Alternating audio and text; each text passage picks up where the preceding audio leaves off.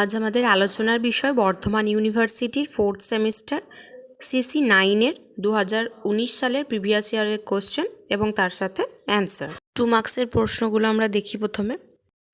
First question, give the date of publication of William Wordsworth's Tintern Abbey, name the book or volume in which it was first published. William Wordsworth's Tintern Abbey was published on July 13, 1798. First appeared in the book Lyrical Ballads, which he co-authored with Samuel Taylor Coleridge. Second প্রশ্ন, what does Wordsworth mean by the phrase tranquil restoration in Tintern Abbey? In Tintern Abbey, Wordsworth uses the phrase tranquil restoration to describe the peaceful and soothing renewal of his spirit that he feels when he reconnects with nature. Third প্রশ্ন, name the book which Coleridge was reading before composing Kubla Khan. One day, Coleridge was having the overdose of opium, and because of that, he was having a dream. Before falling asleep, he was reading a book. The name of the book was Purchase His Pilgrims. A damsel with a dulcimer. In a vision once I saw. What do damsel and dulcimer mean? In Kubla Khan, the damsel refers to a young woman and the dulcimer is a musical instrument similar to a small harp. The damsel with a dulcimer represents a vision of beauty and artistic inspiration. Give the dates of publication of William Blake's Songs of Innocence and Songs of Experience. William Blake's Songs of Innocence was published in 1789 and Songs of Experience was published in 1794. Write very briefly what the lamb and the tiger symbolize in William Blake's poems of the same names. In William Blake's poem, the lamb symbolizes innocence, purity, and gentleness, often associated with childhood and divine creation. The tiger symbolizes experience, power, and the more fierce, mysterious aspects of creation, questioning the nature of good and evil. Explain briefly the grave social evil that William Blake's The Chimney Sweeper depicts. William Blake's The Chimney Sweeper depicts the grave social evil of child labor.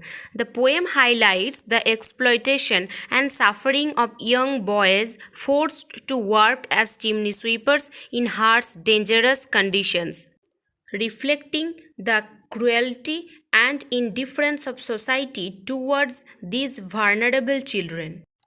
Name the little boy in Blake's The Chimney Sweeper who cried when his head was shaved.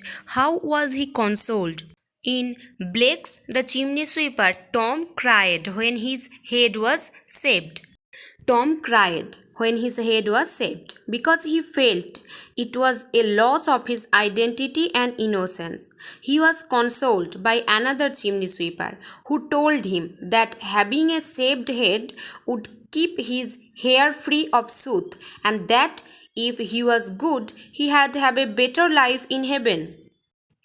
Conqueror and captive of the earth art thou. Whom does Lord Byron refer to here and why does he call him so? Lord Byron refers to Napoleon Bonaparte. He calls him a conqueror because Napoleon once ruled much of Europe and a captive because he ended up exiled and imprisoned.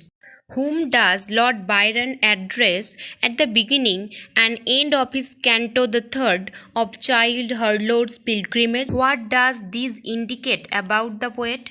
At the beginning and end of Canto the Third of Childe Harold's Pilgrimage, Lord Byron addresses his daughter Ada Lovelace. This indicates the poet's deep affection for her, as well as his feelings of regret and longing. Byron was separated from Ada and her mother, which adds a personal and emotional layer to the poem. By addressing Ada, Byron reveals his inner turmoil, desire for connection, and the emotional burden of his life choices. With what does P.B. Shelley compare the wild west wind in the first line of his poem Ode to the West Wind? In the first line of Ode to the West Wind, P.B. Shelley compares the wild west wind to a breath of autumn's being. Who was Ozymandias? Right, with reference to Shelley's poem. In Shelley's poem Ozymandias, Ozymandias is the Greek name of Ramesses II, an ancient Egyptian pharaoh. The poem describes a ruined statue in the desert with an inscription that boasts of Ozymandias' great power and achievements. However, the once mighty kingdom has crumbled, and only ruins remain, highlighting the impermanence of human pride and power. What is the great message that Shelley wants to convey through his sonnet Ozymandias? Through his sonnet Ozymandias, Shelley conveys the message that human power and achievements are temporary. No matter how great a ruler or empire may be, time will eventually erode all traces of their glory. The poem serves as a reminder of the fleeting nature of pride, power, and earthly accomplishments. Who is Bacchus and what are his parts? Bacchus is the Roman god of wine. His parts referred to leopards or panthers, which were often depicted pulling his chariot in mythology. These wild animals symbolize the untamed, ecstatic nature of Bacchus's domain.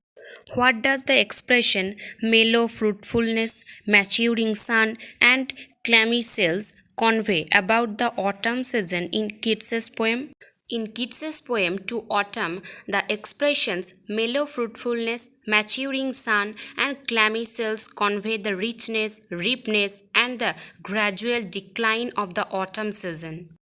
Mellow fruitfulness suggests the abundance and ripeness of the harvest. Maturing sun refers to the sun's role in ripening crops, indicating the late stage of the growing season. Clammy cells evoke the dampness and cooling temperatures as autumn progresses, hinting at the approach of winter. These phrases collectively highlight autumn's fullness and the natural cycle of growth and decay. 2019 সালের 2 মার্কসের প্রশ্নগুলো আমাদের complete হলো। পরের দিন আমরা 2022টা complete করব 2 মার্কসের।